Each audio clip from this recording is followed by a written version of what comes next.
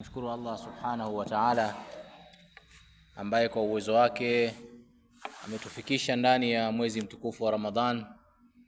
Tunamuomba Allah subhanahu wa ta'ala tuwafikishe katika masiku haya matukufu, aweze kutusamehe madhambi yetu, aweze kututakabalia amali zetu ambazo tutazifanya, na atupe siha, afya na uwezo wa kumwabudu katika masiku haya ya mwezi mtukufu wa Ramadhan. Ndugu zangu Waislamu, leo ni siku ya mwanzo kabisa ya mwezi mtukufu wa Ramadhan. Huu ni mwezi wa rehma, maghfira, ni mwezi wa kuachwa huru na moto wa Jahannam. Mimi na nyinyi ndugu zangu Waislamu, imetupasa tumshukuru Allah subhanahu wa ta'ala kwa kutupa fursa nyingine ya uhai. Hatimaye tumeudiriki mwezi mtukufu wa Ramadhan. Hii ni neema kubwa sana ambayo labda mimi na wewe hatuihisi, lakini wako wengi ambao walitamani kufika ndani ya mwezi mtukufu wa Ramadhan, lakini Allah subhanahu wa ta'ala hakuwapa muda. Ilifika ajali yao na akawachukua. Wengi tulikuwa nao Ramadhani ya mwaka jana katika safu za mbele, lakini sasa hivi wapo katika maisha ya barzakh, na hiyo ndo safari ya watu wote. Lakini sisi ambao Allah subhanahu wa ta'ala ametupa pumzi, ametupa umri, ni jukumu letu kutumia neema hii vizuri ndani ya masiku haya ambayo Allah subhanahu wa ta'ala anakuwa karibu sana na waja wake. Ndugu zangu Waislamu, kwa nini tunafunga mwezi mtukufu wa Ramadhan? Jibu la swali hilo anatufahamisha Allah subhanahu wa ta'ala pale aliposema, ya ayyuhalladhina amanu kutiba alaykumus siyam kama kutiba ala alladhina min qablikum la'allakum tattaqun. Enyi ambao mmeamini, mmefaradhishiwa funga kama walivyofaradhishiwa wale waliokuwa kabla yenu, ili muweze kufikia katika daraja ya uchamungu. Kwa hiyo sisi tunafunga mwezi huu mtukufu wa Ramadhan, tukiwa tunauanza, tuweke mbele ya macho yetu, dira yetu, kuwa tunautafuta uchamungu. Tunautafuta uchamungu. Nini maana ya takwa? Nini maana ya uchamungu huu tunaoutafuta? Tutakapoelewa maana yake, ndiyo utaweza kujiwekea malengo yake ya kufikia katika daraja hiyo ambayo Allah subhanahu wa ta'ala anataka mimi na wewe ndugu yangu Muislamu tuifikie. Taarifu ya taqwa na uchamungu imetolewa na maulama wengi, lakini taarifu ya Ali ibn Abi Talib radhiyallahu anhu ndio muhimu. Ali ibn Abi Talib anasema taqwa hiya al-khawfu min al-jalil. Kumcha Mwenyezi Mungu maana yake ni kumuogopa Allah subhanahu wa ta'ala. Kufikia daraja ukawa unaogopa na unafikiria jinsi ambavyo utasimama mbele ya Mwenyezi Mungu, utamueleza nini? Khauf ya kumuogopa Allah subhanahu wa ta'ala. Sisi wote tunajua nini maana ya khauf, ya kuogopa. Tunafahamu katika maisha ya kawaida. Sema mtu anauoga, mtu anaogopa. Anaogopa kwa nini? Tunafahamu. Kwa hiyo kumuogopa Allah subhanahu wa ta'ala ni moja katika sifa za uchamungu ambazo tunatakiwa tuzipate ndani ya masiku haya ya mwezi mtukufu wa Ramadhan. Lakini ainisho jingine la Ali ibn Abi Talib anasema wal amalu bitanzil. At-taqwa huwa al-khawf min al-jalil wal amal bitanzil, yani kuisoma Qur'an. Huu ni mwezi ambao Qur'an imeteremka ndani yake, lakini si kuisoma tu Qur'an, kuifanyia kazi Qur'an. Hata kama hutoweza kusoma juzuu 30 zote, zile sura ambazo utafanikiwa kuzisoma, jaribu kuelewa maana yake, na ukishaelewa maana yake jaribu kuzitia katika matendo yako ya kila siku. Hiyo ndio maana ya al-amal bitanzil, kufanyia kazi yale ambayo Allah subhanahu wa ta'ala ameyateremsha. Lakini vile vile Ali ibn Abi Talib akasema at-taqwa huwa ar-ridha bil qalil, ni mtu kuridhika na kile ambacho Allah subhanahu wa ta'ala amemkadiria. ukawa umeridhika na umeelewa kwamba hii ndiyo qadhaa ya Mwenyezi Mungu na ni kadari yake juu yako wewe. Maasi mengi yanatokana na watu kutoridhika. Chuki baina yetu inatokana na watu kutoridhika kwa kile ambacho Mwenyezi Mungu Subhanahu wa Ta'ala amekujalia.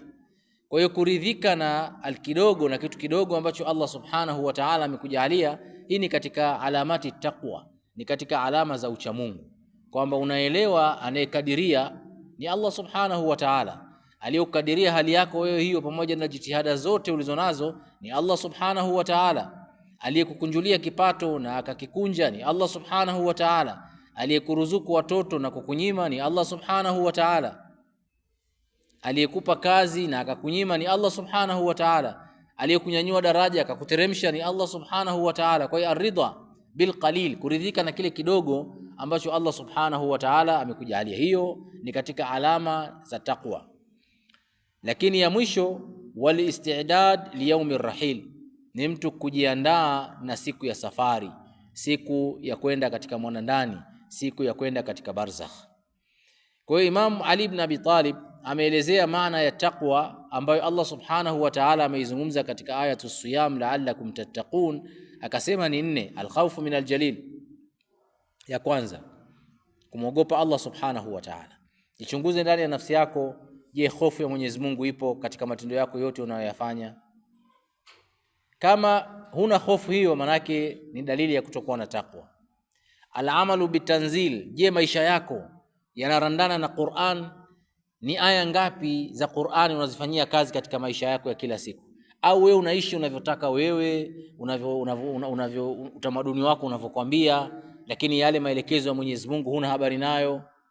Utakuwa huna taqwa kwa sababu hufanyii kazi maneno ya Allah Subhanahu wa Ta'ala. Waridha bil qalil, na kwa unaridhika na kichache lakini na kujiandaa na siku ya kuondoka. Hiyo kwa ufupi ndio maana ya taqwa.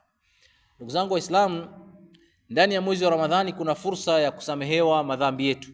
Katika moja ya fadhila kubwa, na hii fursa tusiipoteze, ni fursa ya kumuomba msamaha Mwenyezi Mungu na tukasamehewa. Hadithi 3 muhimu ambazo tunazirudia kila mwezi wa Ramadhani, kila mwezi wa Ramadhani, na mashekhe na makhatibu na maduati, hadithi hizi wanazizungumza. Lakini ni hadithi muhimu sana, hazipatikani katika mwezi mwingine wote zaidi ya mwezi wa Ramadhani. Yani ni hadithi zinahusiana na shahru Ramadhan, na mwezi tulionao, na kuonyesha fadhila yake. Mtume sallallahu alaihi wasallam anasema, man sama ramadhana imanan wa ihtisaban, atakayefunga mwezi wa Ramadhani akiwa na ikhlas na imani ya kumtarajia Allah Subhanahu wa Ta'ala, wa ihtisaban, na akatarajia malipo ya Allah Subhanahu wa Ta'ala, ghufira lahu ma taqaddama min dhanbi. Haya sio malipo madogo ndugu zangu, atasamehewa madhambi yake yote yaliyotangulia.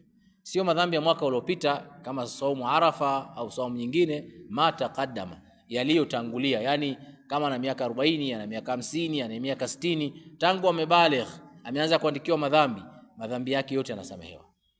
Sio kitu kidogo. Lakini atakifanya nini? Atakifunga Ramadhani kwa ikhlas, kwa kutarajia malipo kwa Allah Subhanahu wa Ta'ala, sio kwa kufuata mkumbo. Nyumbani wamefunga na mimi nataka nionekane nimefunga, nisipofunga nitaonekana si mtu ajabu. Anafunga kwa kutafuta ridha ya Allah Subhanahu wa Ta'ala. Hadithi ya pili, man qama ramadhana imanan wa ihtisaba, atakayesimama kuswali mwezi wa Ramadhani. Baadhi ya maulama wanasema qiyamul layl, lakini baadhi ya wanachuoni wanasema ni swala 5 na qiyamul layl. Atakayesimama ndani ya mwezi wa Ramadhani kuswali swala 5 na swala za sunna na qiyamul layl, imanan wa ihtisaban, akiwa na imani na kimtarajia Allah Subhanahu wa Ta'ala, vile vile ghufira lahu ma taqaddama min dhanbi, atasamehewa madhambi yake yote yaliyotangulia. Subhanallah. Hiyo ni challenge ya pili ya Mtume sallallahu alaihi wasallam anatuambia.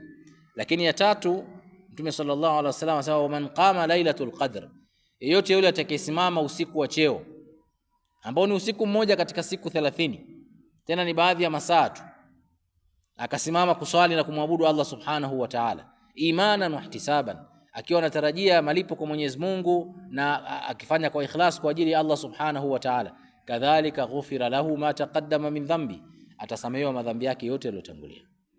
Sasa hizi ni fursa 3, hazipatikani katika miezi yote isipokuwa ndani ya mwezi wa Ramadhani. Kwa mtu atakayesimama kuswali, kwa mtu atakayefunga mwezi wa Ramadhani, kwa mtu atakayesimama usiku wa Lailatul Qadr, amepewa ofa hizo. Ni madhambi mangapi ndugu zangu Waislamu mimi na wewe tumeyafanya tangu tulivyobaligh. Subhanallah, mengi sana. Kila mtu atafakari yani ndani ya nafsi yake, mengi sana tunayoyafahamu na hata tusiyoyafahamu. Ni milima ya madhambi tumeyafanya, dhambi za zina, dhambi za usengenyaji, dhambi za dhulma, dhambi za ufitinishaji, dhambi za kula riba, dhambi za kusengenya, dhambi za kukashifu, zote tunazifanya. Sasa unapata fursa ndani ya mwezi wa Ramadhani katika maeneo matatu ya kusamehewa madhambi yako yote, haipatikani isipokuwa ndani ya mwezi mtukufu wa Ramadhani. Kwa hiyo ndugu zangu, hizi ni fursa adhim ambazo zinapatikana ndani ya mwezi mtukufu wa Ramadhani. Lakini vile vile ni mwezi wa kuzungumza na Allah subhanahu wa ta'ala. Tunazungumza na Allah katika kila siku, kila dakika, kila sekunde tunazungumza na Mwenyezi Mungu subhanahu wa ta'ala. Lakini ndani ya mwezi wa Ramadhani yanakuwa ni mazungumzo hasa, kwa sababu ndani ya mwezi wa Ramadhani ndio mwezi ambao Qur'an iliteremshwa ndani yake, na Qur'an ni maneno ya Allah subhanahu wa ta'ala. Maneno ya Mwenyezi Mungu ni sehemu ya dhati ya Mwenyezi Mungu katika sifati. Kwa hiyo tunaposema Qur'an imeteremshwa ndani ya mwezi wa Ramadhani, ni sehemu ya Mwenyezi Mungu ipo ndani ya mwezi wa Ramadhani, ambaye ni maneno yake, kauli yake. Kwa hiyo ndani ya mwezi wa Ramadhani tunapata fursa na tunahimizana tusome, tutambue Mwenyezi Mungu anazungumza na sisi, anataka nini. Mwenyezi Mungu anasema shahru ramadhana alladhi unzila fihi alquran, mwezi wa Ramadhani ni mwezi ambao ndani yake imeshushwa Qur'an, hudan linnas, kazi yake ni kuongoza watu, wabayinatin min alhuda, na ni uongofu, ni ubainifu kutokana na uongofu, wal furqan, na ni upambanuzi wa haki na batil. Hii imo ndani ya Qur'an, na Qur'an imeteremshwa ndani ya mwezi wa Ramadhani, na sisi tumo ndani ya mwezi wa Ramadhani. Sema kweli itakuwa ni hasara kubwa kwa Muislamu ambaye mwezi wa Ramadhani unapita hajafungua Qur'an kuisoma. Yani ni jambo la kushangaza sana. Mtume sallallahu alaihi wasallam ndani ya mwezi wa Ramadhani alikuwa anakuja Jibril kumfundisha Qur'an, wakati mtume amehifadhi Qur'an. Lakini kwa sababu ya hadhi ya mwezi wa Ramadhani anakuja Jibril alayhi salam, anamfundisha mtume sallallahu alaihi wasallam sura 114 juzuu 30, kwa kumsomesha na kumsikiliza na kumfahamisha maana yake. Na mwaka wa mwisho ambao mtume sallallahu alaihi wasallam alifariki, anasema alikuja Jibril mara mbili kumsomesha Qur'an. Huyu ni mtume wa Mwenyezi Mungu. Mimi na wewe ambao kitabu hichi cha Qur'an ni mwongozo kwetu, tunakitumiaje? Ndani ya mwezi wa Ramadhani tufanye time management, tujaribu kuweka time. Ule wakati ambao unajihisi una faragha, chukua simu yako ya mkononi, download application ya Qur'an, soma Qur'an. Uko ofisini, pata muda wako, soma Qur'an. Upo sijui kwenye kazi gani, umeenda kwenye foleni, kwenye hospitali, sehemu yote unapokwenda, soma Qur'an. Sio lazima utembee na msahafu kila sehemu. Sasa hivi teknolojia imerahisisha mambo. Simu tu ya mkononi una download, unasoma Qur'an, ambaye simu unaweza kuingia nayo chooni, lakini Qur'an huwezi kuingia nayo chooni. Ni fursa, tena ziko kwa tafsiri mbali nyingi tofauti. Kwa hiyo ndugu zangu Waislamu, naihusia nafsi yangu na nawahusieni, tuko katika masiku ya mwanzo ya mwezi wa Ramadhani. Kitu cha chini kabisa ambacho Muislamu anaweza kufanya ni kuhitimisha Qur'an mara moja. Na baadhi ya salafu waliotangulia wanasema ukishindwa kuhitimisha Qur'an fi shahr, wewe ni katika wale watu walioihama Qur'an, ni katika wale watu walioiweka mbali Qur'an. Subhanallah, ukishindwa. Hii ni kauli ya baadhi ya wanachuoni wa salafu wanasema hivi. Na katika mashtaka ambayo Mtume sallallahu alaihi wasallam aliyashtaki kwa Allah subhanahu wa ta'ala, mashtaka pekee ambayo Mtume amemshtakia Mwenyezi Mungu ni watu wasiosoma Qur'an.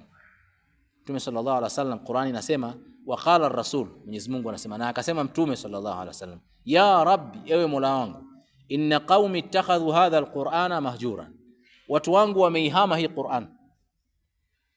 Takhadhuha mahjuran, hawaisomi, hawaizingatii, pamoja na kuwa imeshuka kwa mushrikin, lakini kama kuna sifa za mushrikin zinafanana na Waislamu wanazifanya, hakuna tofauti katika ukuba, katika madhara.